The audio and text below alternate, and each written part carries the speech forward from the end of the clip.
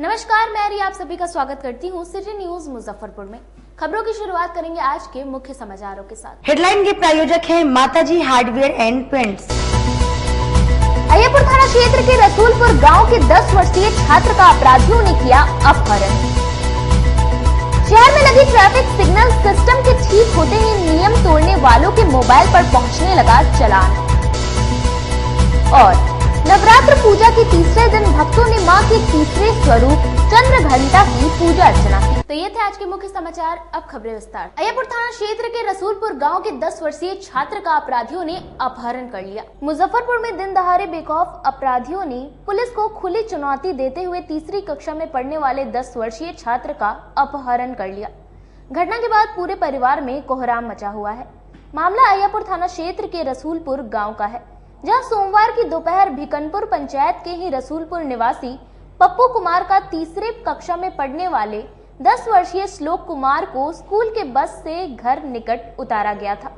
उसी दौरान बाइक सवार अपराधियों ने श्लोक का अपहरण कर बाइक से फरार हो गए। श्लोक के पिता ने बताया कि वह मूल रूप से पूर्वी चंपारण के राजेपुरी थाना क्षेत्र के सगहरी गाँव के रहने वाले हैं। फिलहाल वह अय्यपुर थाना क्षेत्र में रहकर बिजली उपकरण बनाने वाली कंपनी में मार्केटिंग का काम करते हैं। इधर जैसे ही घटना की जानकारी जिला पुलिस को लगी, दलबल के साथ SSP Rakesh Kumar, ASP town Awadhesh Dixit और अय्यपुर थाना प्रभारी रोहन कुमार ने देर शाम पहुंचकर परिजनों से घटना की जानकारी ली। पुलिस को प्रारंभिक जाँच में पता चला है कि अपहरण हुए छात्र के पिता का गाँव में पहले से भूमि विवाद में मामला चल रहा था।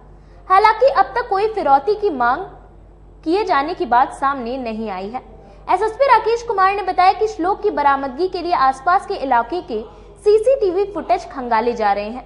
जल्द ही अपराधी की गिरफ्तारी की जाएगी। यहाँ भिकनपुर पंचायत के अंतर्गत एक बच्चा स्कूल से 3 बजे आया है और हम लोग वहाँ फुटेज देख रहे हैं। तो बच्चा जो है बाइक में 2 लोगों के साथ बैठ के जा रहा है। अभी तक फुटेज के हिसाब से जो प्रतीत हो रहा है कि वो लोग बच्चे के पूर्व परिचित हैं, क्योंकि बच्चा आसानी से उनके साथ जा रहा है। ऐसी ही सूचना हम लोगों को आई थी, उसी मामले को हम लोग इन्वेस्टिगेट कर रहे हैं यहाँ पर आके। आज दोपहर में 3 बजे भिकनपुर पंचायत में बसंत रिजॉर्ट के सामने एक घर है जहाँ पे एक बच्चा रहता है श्लोक कुमार। उसी का कंप्लेन था कि शायद वो स्कूल बच्चे उसको ड्रॉप करने गई थी, उसके बाद में वो घर पे नहीं पहुँचा है। तो उसी का सत्यापन करने के लिए सब लोग आए हुए हैं और सीसीटीवी में कुछ हम लोगों को लीड मिला है जिस पे काम किया जा रहा है। परिजन से बातचीत हो पाई है?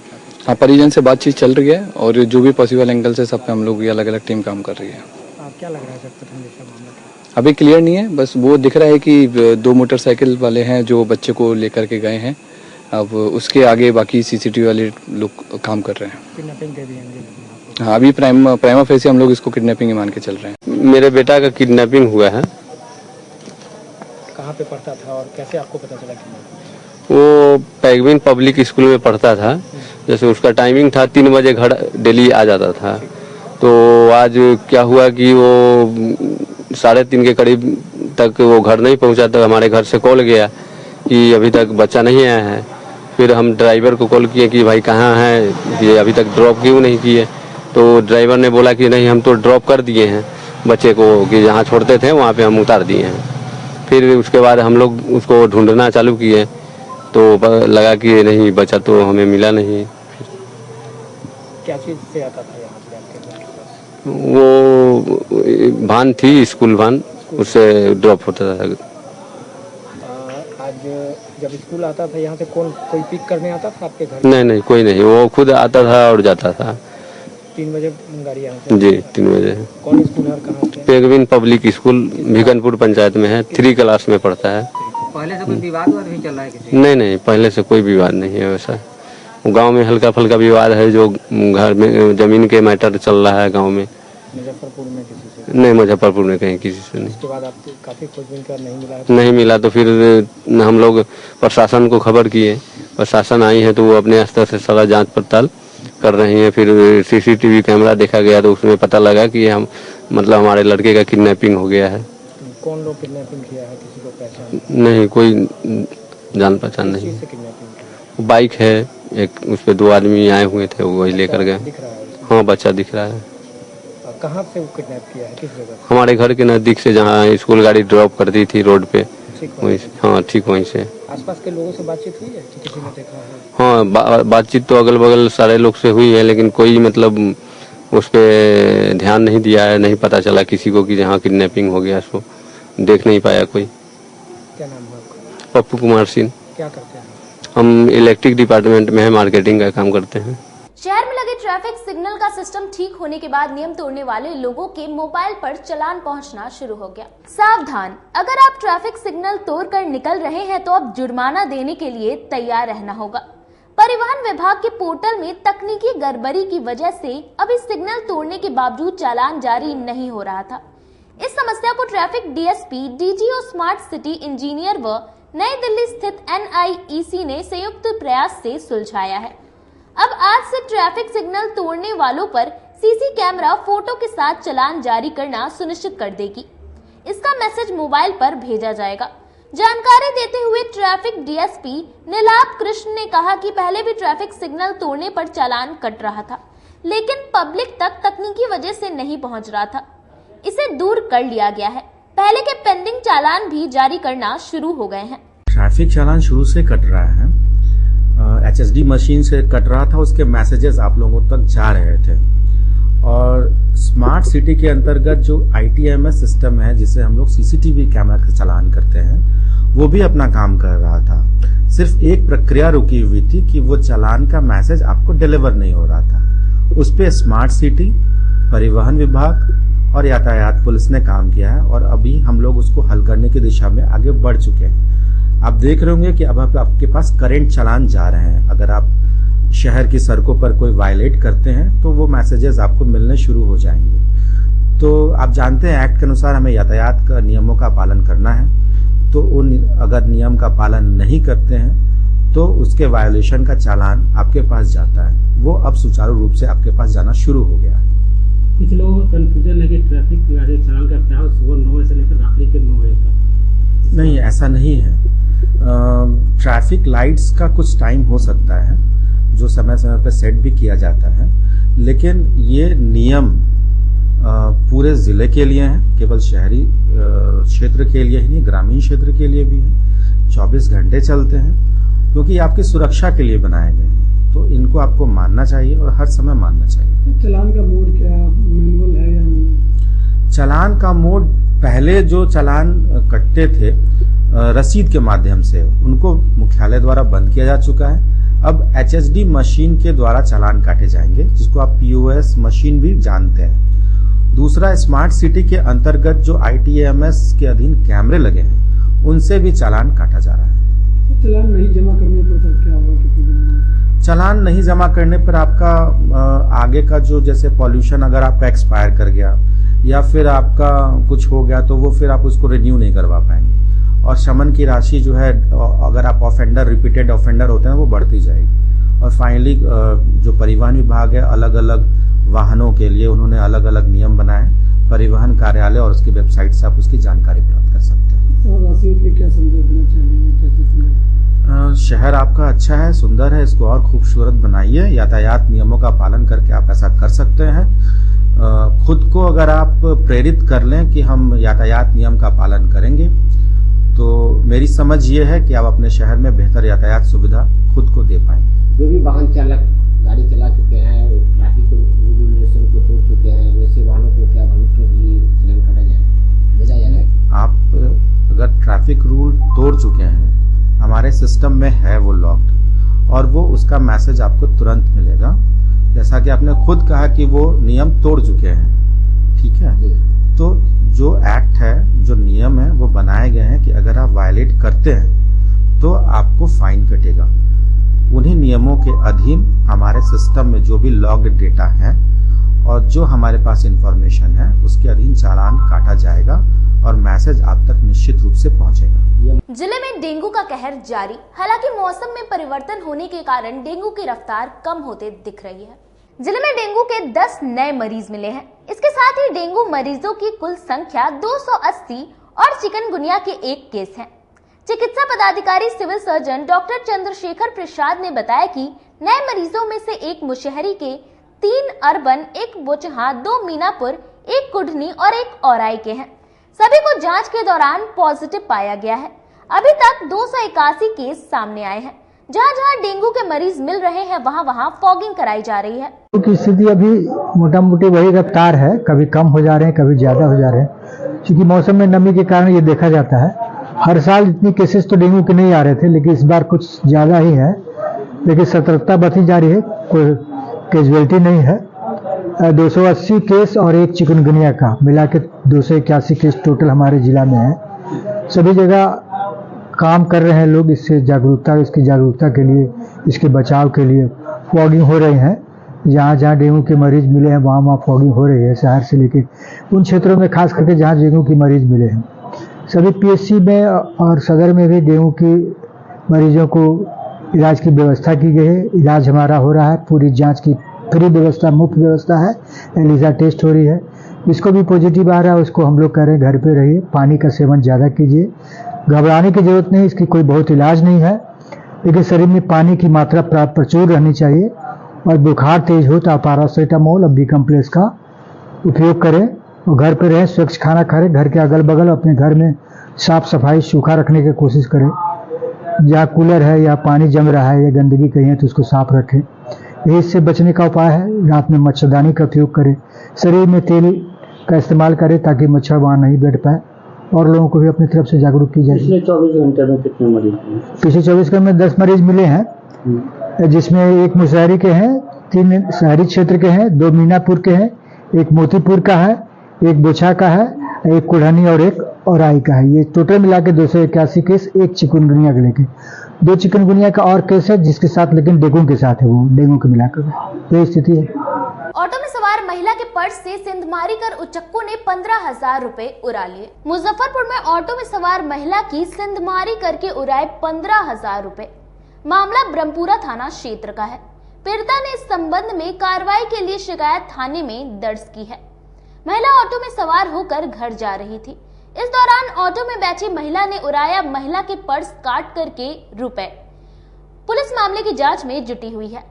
पीड़ित महिला ने बताया कि ब्रह्मपुरा थाना क्षेत्र के लक्ष्मी चौक मछली मंडी के पास में अपने घर जाने के लिए ऑटो में अपने बच्चे के साथ निकली और ब्रह्मपुरा थाना क्षेत्र में पास के एक दुकान पर रुकी तो बेटे को मिठाई खिलाने के लिए जब पर्स से रुपए निकाली तो पर्स में से सभी 15,000 रुपए गायब थे। फिर आशंका हुई कि ऑटो में सवार एक महिला के द्वारा सेंधमारी करके रुपए को उड़ा लिया गया है, जिसके बाद से महिला ने इस मामले में पुलिस में शिकायत को दर्ज कराया है। पूरे मामले को लेकर ब्रह्मपुरा थाना प्रभारी मोहम्मद आलम ने बताया कि एक महिला जो ऑटो रिक्शा में सवार होकर के घर जा रही थी, इसी क्रम में एक दुकान के पास उसकी 15,000 रुपए की चोरी हो गई। मिले आवेदन के आधार पर आगे की कार्रवाई की जा रही है। हम मछली बाजार पर बैठे हैं और बड़ा पूरा जब थाना के पास उतारा है और उसके बाद हम गए हैं जगदीश होटल में और जगदीश होटल में से जा करके हम देखे हैं तो पर्स मेरा खुला हुआ है, इतने पर है। और उसके बाद क्या हुआ कि हम कहे ऑटो वाला के कि चलिए आप हमको यहाँ करके उतार दिया है और वहाँ से हमको उसमें खाली लेडीज था, 3 गो औरत था। एहसास हमको नहीं पता चला, हमको पास में बाबू था, गोदी में बाबू था। हम बड़का गांव से जा रहे, यहाँ से लक्ष्मी चौक से चिटकैया से जा रहे थे बड़का गांव सोनार के पास पैसा देने के लिए और वहाँ से जा रहे थे, वहीं पर करके हुआ नहीं, हम नहीं दिया सोचना। हम यहाँ से चलाए हैं अर्चना देवी कर जाता ना मैं। समरनाले सभा कक्ष में जिलाधिकारी ने सभी पंचायत के मुखिया, राजस्व कर्मचारी और अंचलाधिकारी के साथ अहम बैठक की। समरनाले सभा कक्ष में जिलाधिकारी प्रणव कुमार ने पूर्वी और पश्चिमी अनुमंडल के कई प्रखंडों के पंचायतों के मुखिया, राजस्व कर्मचारी और अंचलाधिकारी के साथ उनके लिए जमीन उपलब्धताओं को लेकर बैठक किया। बारी बारी से सभी पंचायतों के मुखिया से जहां पंचायत सरकार भवन बनाना है, जमीन उपलब्धता के बारे में समीक्षा किया गया।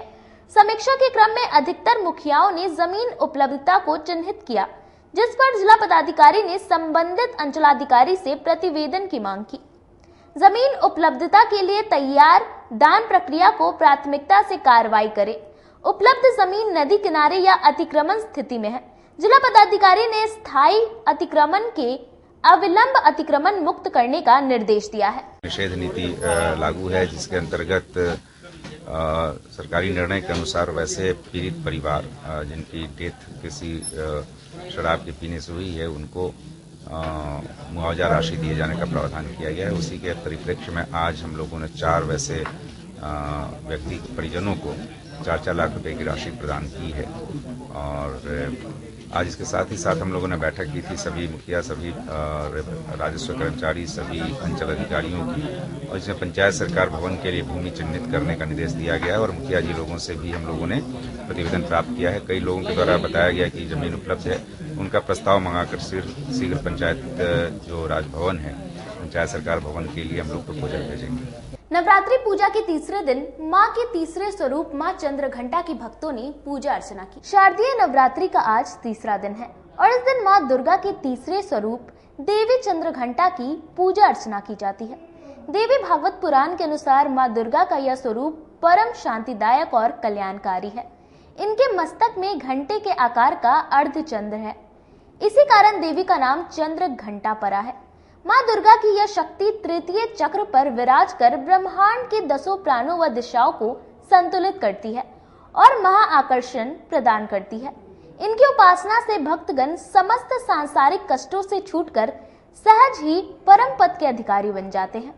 जानकारी देते हुए गरीब स्थान मंदिर के प्रधान पुजारी विनय पाठक ने बताया कि नवरात्रि की तृतीया तिथि मां दुर्गा की तीसरी शक्ति देवी चंद्रघंटा को समर्पित है। मां चंद्रघंटा के पूजन से साधक को तीसरे चक्र के जागृत होने वाली सिद्धियां स्वतः प्राप्त होती है, निर्णय लेने की क्षमता में वृद्धि होती है और आत्मविश्वास में बढ़ोतरी होती है। आज नवरात्र की तीसरा दिन है और आज माता चंद्रघंटी की पूजा होती है। प्रथम शैलपुत्री चंद्रघंटी। तो चंद्रघंटा माँ भगवती शेर पर सवार रहती हैं और प्रमुखता अस्त्र शस्त्र के साथ साथ त्रिशूल और कमंडल भी धारण करती हैं भगवती। आज के दिन साधक मणिपुर चक्र में प्रवेश करते हैं और इसमें दिव्य शक्तियों की प्राप्ति होती है। चंद्रघंटी की पूजा करने से विभिन्न प्रकार के सुगंध, दिव्य शक्तियाँ दिखना, जब साधक इसमें प्रवेश करता है तो ये सब उसको दिखाई देती है और सुगंधित चीज़ की महसूस होती है। सुगंध वातावरण में हम प्रवेश कर गए हैं और साथ ही साथ भगवती अपने साधक को अपने पूर्ण के साथ एक अलौकिक शक्ति प्रदान भी करती हैं जो साधक होते हैं। और इसके बाद निरंतर से चौथे दिन, 5वें दिन, 6ठे दिन, 7वें दिन, 8वें दिन, 9 दुर्गा की जो अंतिम 3 दिन होती है उसमें जाकर उनकी पूर्ण होती है। लेकिन चंद्रघंटी अपने आप में अलौकिक दिव्य शक्ति प्रदान करने की क्षमता रखती है। यहाँ समय हो चला एक छोटे से ब्रेक का। बने रहिए हमारे साथ, देखते रहिए city news Muzaffarpur. Grocery for you नाम ही नहीं, आपके घर की जरूरत है। जी हाँ, रोजमर्रा की जिंदगी में प्रत्येक दिन जरूरत पड़ने वाली सामग्री, वो भी बाजार से कम कीमतों पर एक ही छत के नीचे ग्रोसरी फॉर यू में मिल रही है। कॉस्मेटिक, फूड, ड्रिंक और राशन सामग्री मिल रही है, वह भी MRP से कम कीमतों पर। इसके अलावा ग्राहकों के लिए फेस्टिवल में विशेष छूट दी जाएगी, तो एक बार हमारे यहाँ अवश्य पधारें।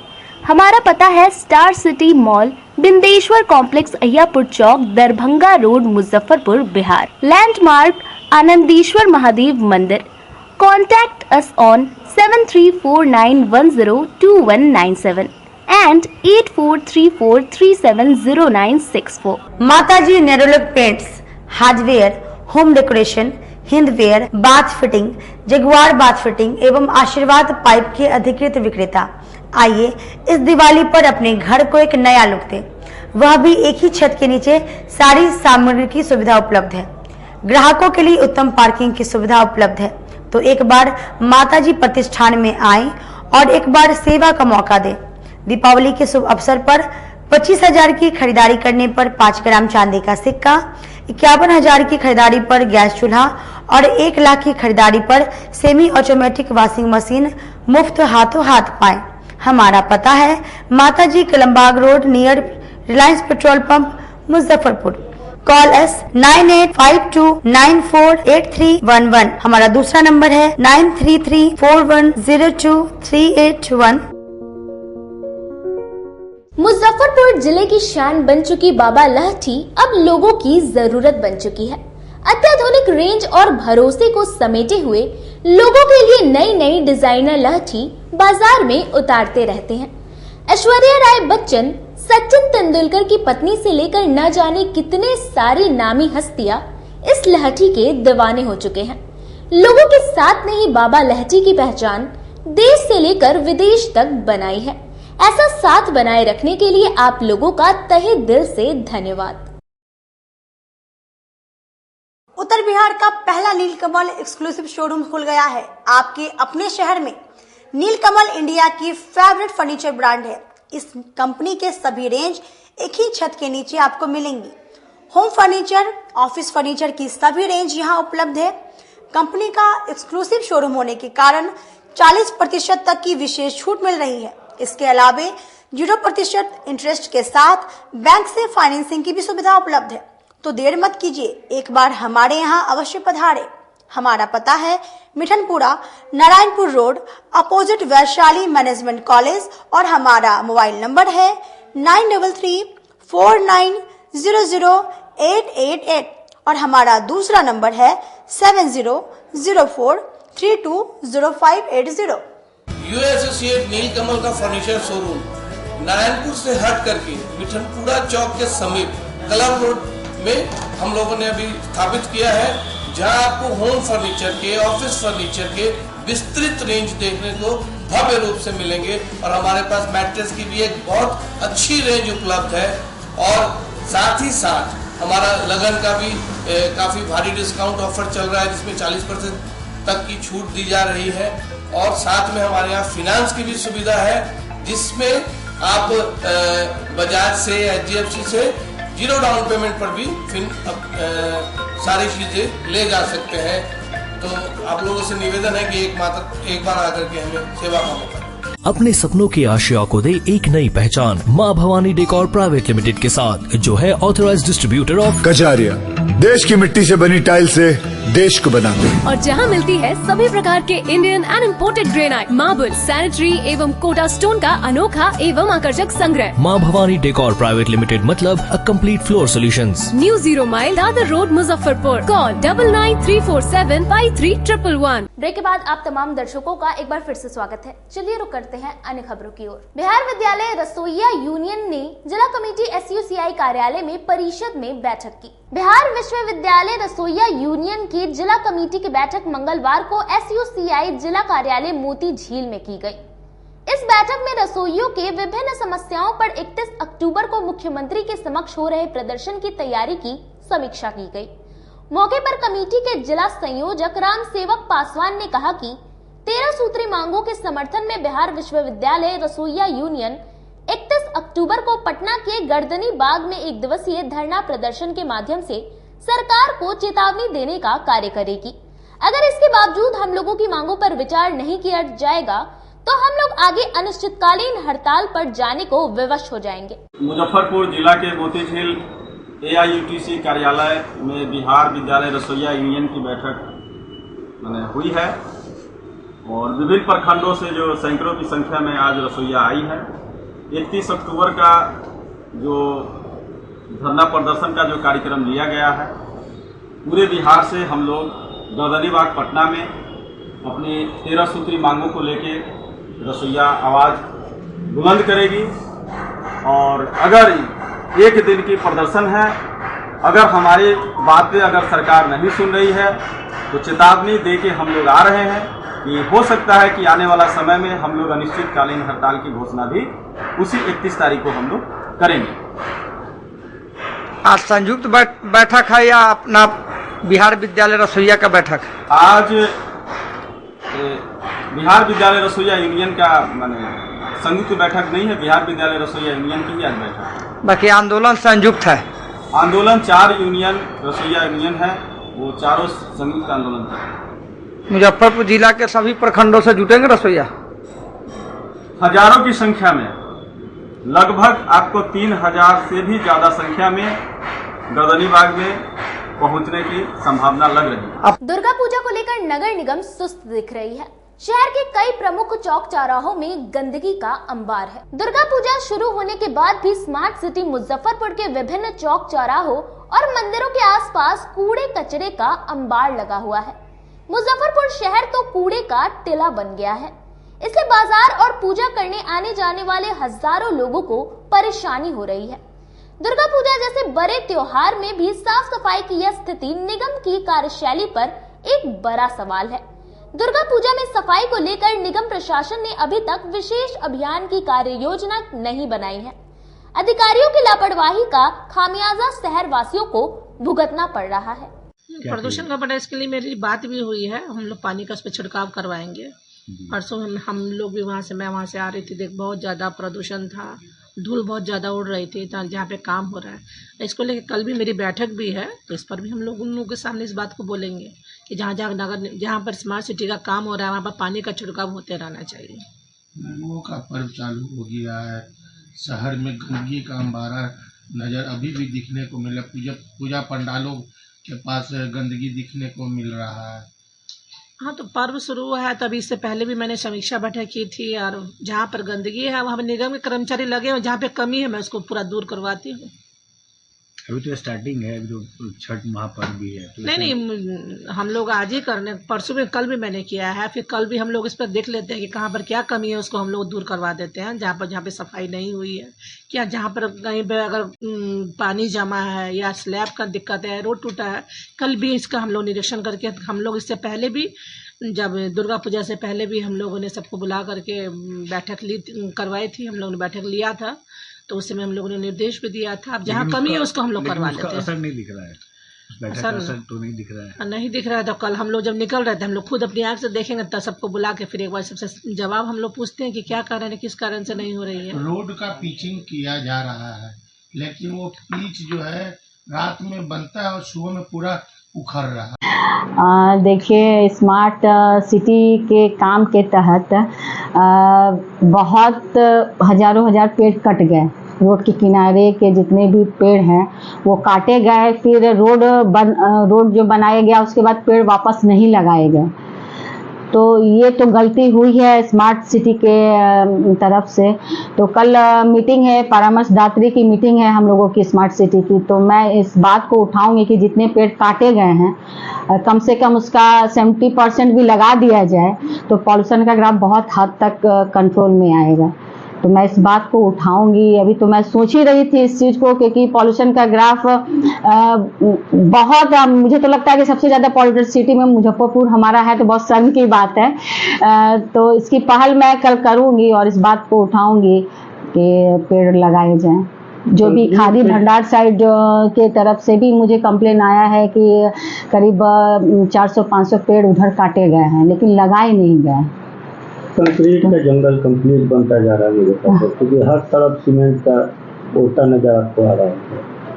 स्प्रिंकलर मशीन है, दो कभी निकले नहीं, फिर माननीय आते हैं तब उसको चलाया जाता है, बाकी शोभा की बत्ती। सुरेश जी के समय कलेक्ट्रेट परिसर में अनुसेवी संघ के सदस्यों ने अपनी विभिन्न मांगों को लेकर धरना दिया। रिक्त चतुर्थ वर्गीय पदों पर अनुसेवियों की अविलंब बहाली की मांग को लेकर मंगलवार को उम्मीदवार अनुसेवी संघ ने कलेक्ट्रेट में धरना दिया। इसकी अध्यक्षता शत्रुघ्न राम उर्फ व्यास जी ने की।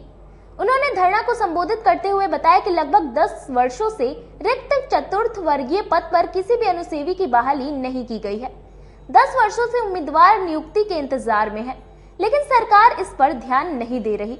हम लोगों की मांग है कि उम्मीदवार अनुसेवियों की चतुर्थ वर्गीय पद पर अविलंब नियुक्ति की जाए। चतुर्थ वर्गीय कर्मचारी समूह घ के पद पर अनुसेवी के लिए हम लोग परिचारी विशिष्ट के पद के लिए धरना पर बैठे हुए हैं और हम लोगों को मांग है कि परीक्षा मुक्त नियुक्ति अविलंब किया जाए।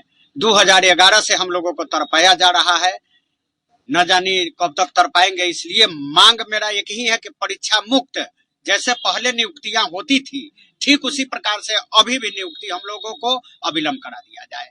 खबरों का सिलसिला यही होता है समाप्त। अब मुझे और मेरी पूरी न्यूज टीम को दीजिए इजाजत। कल फिर मिलेंगे आपसे शहर की तमाम खबरों के साथ। नमस्कार।